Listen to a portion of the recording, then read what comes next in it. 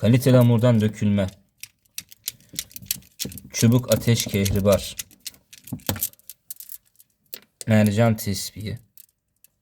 Ustasının adı Mercan'dır. Atölyesinin adı. Müşterimize hayırlı olsun. Baysal Tespihçiliği tercih ettiğiniz için teşekkür ederiz.